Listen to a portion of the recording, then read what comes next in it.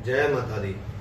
आप सभी भक्तजनों का एक बार फिर से स्वागत है ज्ञान सभा बाय हैप्पी महाराज के यूट्यूब चैनल में, जहां हम श्रीमद् भागवत गीता का अध्ययन कर रहे हैं। हम 14 अध्याय का अध्ययन कर चुके हैं। आज हम 15वें अध्याय का अध्ययन करने जा रहे हैं। श्रीमद् भागवत गीता 15वां अध्याय।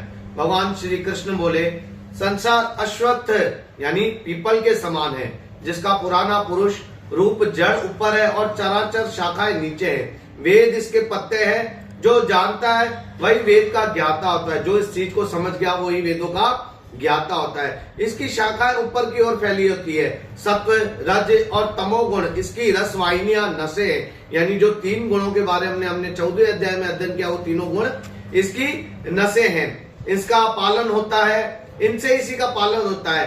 शब्द रूप आदि इसकी डालियां हैं। पीछे कर्म रूप प्रकट होने वाली इसकी जड़ें हैं। नीचे मनुष्य लोक में जो भी नीचे तक चली गई, वह अश्वत्थ का वह रूप, इसका आदि अंत और आकार संसार प्राणियों के ध्यान में नहीं आता, तथापि इसकी जड़ें गहरी है। ऐसे पीपल को वैराग्य रूप दृढ़ शास्त्र से काट कर वह स्थान ढूंढना चाहिए जहां से लौटकर फिर कभी नहीं आ सके।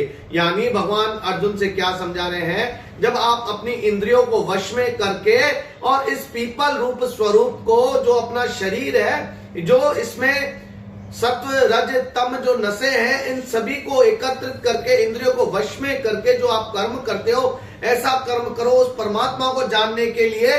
उस परमात्मा को ध्याओ जहां से आप वापस इस जन्म मरण के बंधन से छूट जाओ। ऐसी जगह को ढूंढने के लिए भगवान कह रहे हैं। अहंकार और मोह रहित संग दोष को जीतने वाले आत्मज्ञान से निरंतर सब कामनाओं से दूर, सुख दुख नामक द्वंद पदार्थों से मुक्त ऐसे ज्ञानी पुरुष शाश्वत पद को प्राप्त होते हैं। जिनके पास ऐसा ज्ञान होता है, जो अहंकार नहीं करते, जो घमंड नहीं करते, जो दूसरों को तकलीफ नहीं देते, वह ऐसे पुरुष शाश्वत पद को यानी भगवान के श्री चरणों को प्राप्त करते हैं। और जो ऐसा नहीं करते हैं वह नरधाम यहीं पड़े रहते हैं। यानी जो पापी पुरुष होते हैं, जो तामसी प्रवृत्ति वाले होते हैं, वो यहीं पड़े रहते हैं, फिर 84 के चक्करों में भटकते रहते हैं।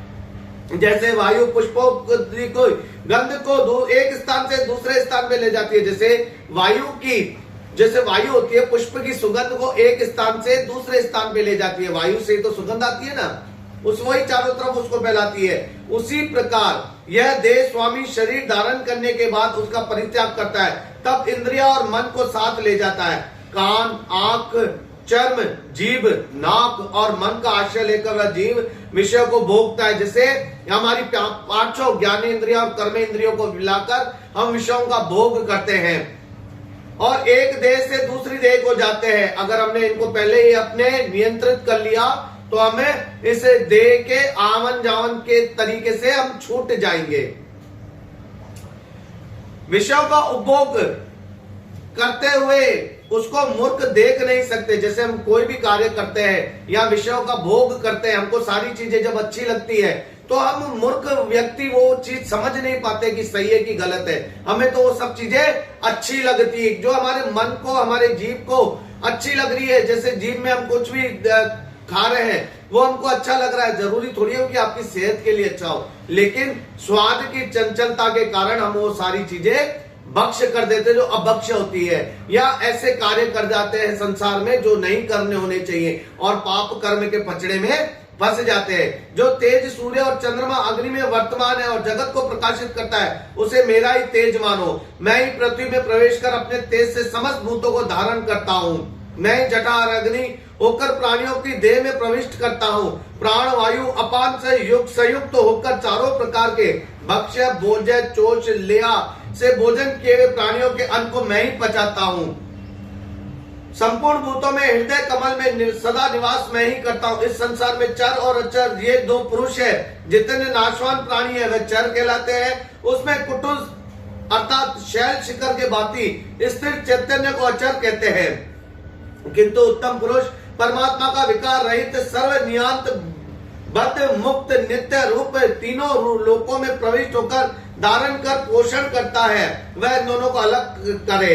मैं चर और अचर से उत्कृष्ट हूँ, इसी कारण लोक और वेद में पुरुषोत्तम नाम से विख्यात हूँ। हे भारत, जो ज्ञानी इन प्रकार से मुझको पुरुषोत्तम जानता है वह सब कुछ जान लेता है। सर्वभोक्ता बेटा मेरा स्मरण करता है, यानी जो जीव इस चीज को समझ जाता है कि संसार में जो कुछ भी है परम पिता परमेश्वर भगवान श्री कृष्ण ही है और कृष्ण में ही अपना चित्त लगाता है, तो इस संसार की मोह माया बंधनों से छूट जाता है और जग विजय हो जाता है और भगवान श्री कृष्ण के चरणों में स्थान पाता है, फिर जन्म मृत्यु के बंधन से भी छूट जाता है। बोल श्री कृष्ण कन्हैया लाल की।